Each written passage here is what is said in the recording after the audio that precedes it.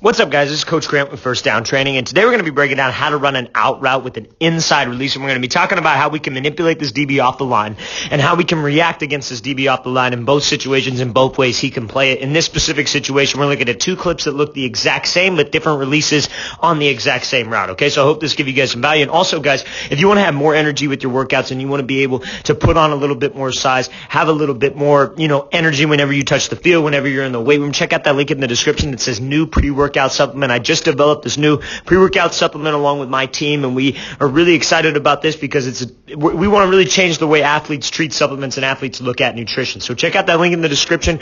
Check out some of the ingredients that we offer on there and how it can help benefit athletes. Link in the description that says new pre-workout supplement. Let's get started. So number one here, we're going to be talking about this little almost like squirt release, and we're going to talk about what happens when this DB stays to the inside or stays disciplined and maybe backs up and gives us this inside, and how we can take this inside, and not every time you run an out route, it has to be an outside release, right? And that goes for any route, right? The only route I think it's pretty hard to run, and you could still do it. It's tough when you got to run a comeback with an outside release, and same thing, or with an inside release, and it's tough when you run a curl with an outside release, but not as tough, I would say, as a comeback, because you got to work that throw by, and then you got to get back to a 45, right? So those are the only two that's a little bit trickier, I'd say, but I think you should be able to run, and there's a misconception that a lot of people teach that, if it's an outside route, you must break outside, or you must take an outside release. It's not the case. You should be able to run any release, any type of release on any single route, right? Let your moves at the top of the route work for you. Let what you do at the top of the route get you separation, okay? So now we're going to watch this thing full speed. So you see how when he slides here,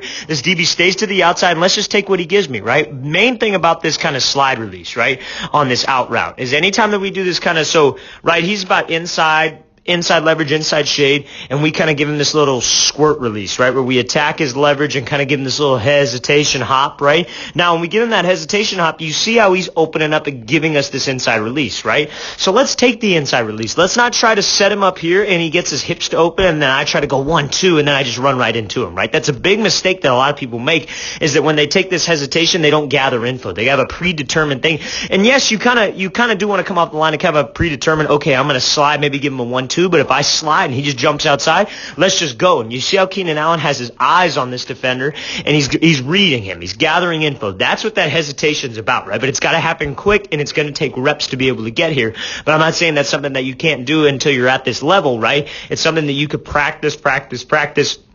When you work with DBs, you're working with your coach, you're working with whoever, when you're working one-on-one situations and you're working this hesitation release, or sometimes even a slide release in a certain case, you're reading this DB. You're getting a reaction out of him. If he shuffles out with him, as you're going to see in the next clip, right? Because the next clip, hold on, let me fast forward it. You see how he does shuffle out. And then we give him that 1-2, and now I'm back out to the outside, right? So you kind of want to come up with a line with a plan, but you also want to be able to react at the same time. So you see how we shuffle, he stays to the outside. Okay, let's take the inside release here, right? So now you guys got to be thinking to yourself, okay, what's something I can work at the top of the route? What's something that I've gone over? What's something that I've watched in one of these videos? What's something that I've worked with my coach, or something I've worked in practice? And in this situation, when this guy's running hip to hip with you and you got to get this outside release, I'm thinking a throw by technique, right? I'm thinking if he's got this extended arm, I'm probably going to throw by right on his hip. If he's getting into me and he's leaning into me, I teach maybe throwing by on this shoulder and being real physical with my hands, and then ripping back underneath and accelerating out. So that's something that we got to be able to do, right? So he pushes up to his depth here, and you see how he throws by at the bottom of his hip. He reaches at his hip. That's another point of control. And I know I'm guilty of only really teaching the shoulder. That's like the main thing that I teach. I teach throwing by at the shoulder, but there are situations where maybe he's got an extended arm and I can't reach for that shoulder. So the hip is a great place to throw by, is a great place to get his momentum shooting by. Now this DB doesn't play it well, because you see how Allen kind of slows down into this break here, and he kind of slows himself down because he wants to get to the depth, but also he wants to get back to the outside. So again, I'm not critiquing that, but when we slow down, and when we kind of chop my steps, or maybe I slow my speed down, that just gives that DB time to react, right? Not necessarily saying it's a bad rep, because it's hard to be able to run full speed when this guy's almost trailing behind you by a step and he's in a good position to make this play, and you got to break back underneath, but we still got to work to make it happen, right? So and it's important now, because he's able to slow down and react off of my speed, that I can throw him by with my hand, right? And I'm able to cut right here, just be able to go 1-2, throw him by, and I'm able to accelerate out of this break. That's something that when you're facing a DB who's got tight coverage, right? Because sometimes, let's just face it, fellas, that the DB's going to play it well sometimes. That's something I talk a lot about with my receivers. Hey, listen, if he plays it well, so what, man? He's a well-coached DB. He plays it well. Okay, we got to have a plan for that too, right?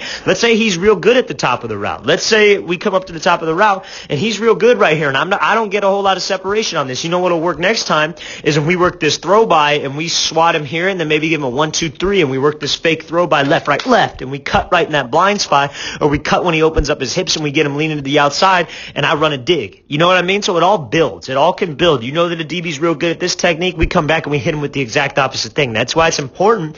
You got to have 50 different tools in your toolbox, right? I'm not saying come into a game with 50 different things. I'm saying come into a game with maybe about 5, 6 things that you know is going to work from studying film, from knowing your opponent, right? That's why I don't like one-on-ones, because you can't really, it's all guesswork out there, right? But when you go into an actual game and you prepared for a team, everybody loves the video of Doug Baldwin where he talks about, I used to have a freaking booklet on each team or a binder, how the DBs play, what they like, what I like. That's how you guys should approach this thing. I mean, why not? You guys, receivers especially, you got to be a second quarterback out there. Quarterback knows everything that's going on. You guys got to know what's going on.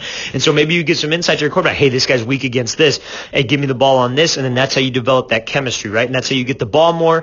And that's how you get more opportunities, right? So this is a pretty good job here by Keelan Allen working this throw by, being able to get some kind of separation. But again, anytime I'm in tight coverage, right, I got to pump my arms. I got to make sure I drive and continue to widen this gap, right? Because this ain't a very big gap, but it's a race back to that ball. And if we can win that race to that ball because I'm accelerating out of the break and I catch and protect this thing, that's on us. That's a great rep. We won that rep. Not every rep is going to be the pretty, flashy thing on Instagram that gets 100,000 views. That's not what it's about. What it's about is getting separation, keeping timing with the quarterback, making a play downfield, and being a target that's reliable for our quarterback. Let's watch it again full speed. So again, he keeps that outside. We burst up. We work this throw by and get off here. That's a great job. Now let's say I want to address this right now. Let's say he keeps that inside leverage, but let's say we completely just beat him with speed. Like, let's say he keeps the inside leverage, and then I just work back over the top, and I'm able to restack. Maybe I give him that 1-2, and I sell post. I go rocker step at the top. Maybe I give him a heavy indicator cut.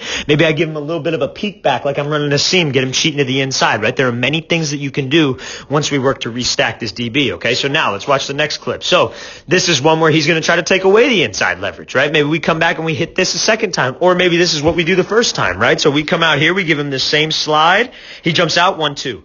And that's like the initial plan that you have. Your initial plan is I'm going to give him this little squirt release to the inside. He's going to keep his leverage here, try to take away the inside. Then I give him this left-right. But if he stays to the outside, freaking take off and just take this inside release, right? So now he slides here. I give him this 1-2. And you see how sudden he is with his feet and how violent he is with his upper half. A little shake with his upper half. That's what this DB's going to be watching, right? He's watching those hips. So if I give him that head and shoulder fake here and I'm quick with my feet and I'm driving off of this cut, that's going to be able to get me some separation, right? So now I'm in this blind spot. Now I'm ready to work. So now it's important that I work to the best I can to restack. But if he's on my hip, that's fine as well. But you see how he's very sudden with this cut. And when he doesn't have hands, if you can be sudden and don't telegraph your cut, guaranteed going to get separation. What a lot of guys will do is when this DB doesn't have hands, they'll come off and they'll get real choppy with their steps. They'll slow down. They'll reach for this cut. They'll lean back. And that's a huge indicator to this DB. We don't want any indicator. We just want to run, pop, and then we're out of this thing. We snap my head around. I rip my arms. And again, I'm winning that race back to the ball. Great job here getting separation by Allen. Let's watch it again, full speed again. So that's what we got to do when this DB jumps outside. Let's say he's here. Okay, I'm lined up at the line of scrimmage. He's inside leverage. I work this little hesitation, squirt release right at him. He jumps to the inside. I give him that 1-2 just like I had planned. I jump to the inside. I hesitate to the inside. He stays home. Let's just take it. Let's not just, okay, I'm committed to one thing, and then I lose because he didn't jump inside with me. Okay, let's watch it again full speed. So we hesitate. Great move right there. Great job selling vertical, being sudden on the break, and getting some separation. All right, guys, I really want to thank you for watching. I really appreciate it. If you guys have any questions, please leave those in the comments or any suggestions. I'll get back to you as soon as possible, guys. And again, if you guys want more energy in your workouts, check out that new pre-workout powder we just developed on my team. Link in the description says new pre-workout supplement. Hope to get you guys on that. I'll see you guys next time.